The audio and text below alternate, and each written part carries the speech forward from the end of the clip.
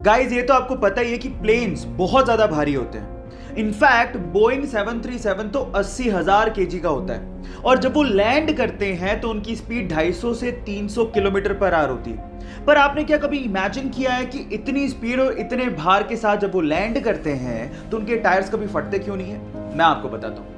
उनके टायर्स में रबड़ के साथ साथ एल्यूमिनियम और स्टील को भी मिक्स किया जाता है और नॉर्मल कारों के टायर के अंदर जो प्रेशर से हवा भरी जाती है उससे 6 गुना ज्यादा प्रेशर से एरोप्लेन के टायर में नाइट्रोजन को भरा जाता है ताकि वो प्रेशर को सहन कर सके।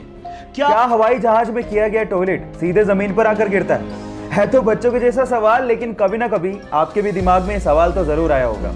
कई बुद्धिजीवियों का तो ये भी कहना होगा कि वो टॉयलेट अर्थ के एनवायरनमेंट में आते आते अपने आप ही खत्म हो जाता है, लेकिन थांबा, ऐसा कुछ नहीं होता, क्योंकि हर एक हवाई जहाज के पास खुद का 2 गैलन का एक टैंक होता है जिसमें उस टॉयलेट को इकट्ठा किया जाता है और जैसे ही हवाई जहाज लैंड करता है उसके बाद उस टैंक को खाली कर लिया जाता है।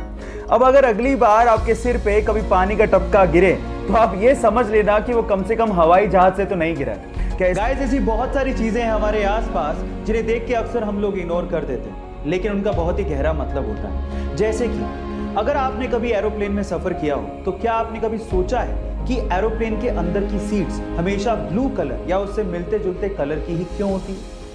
मैं आपको इसका आंसर देता हूं। दिखने में छोटा सा क्वेश्चन है लेकिन उसका बहुत गहरा मतलब है। आपको पता है बहुत सारे लोगों को फ्लाइट में जाने का एक फोबिया होता है, उन्हें डर लगता है, उन्हें एंजाइटी होती है, उन्हें रिलैक्सेशन चाहिए होता है। In that case blue colour आपको रिलैक्स करता है, आपकी एंजाइटी को कम करता है और आपके डर को थोड़ा दूर करने की कोशिश करता है। सो इसके पीछे का एक साइकोलॉजिकल रीजन था। क्या आपको इसके पीछे का रीजन इससे पहले तक पता था? और अगर नहीं पता था तो चैट सेक्शन में लिखना मत भूलिएगा।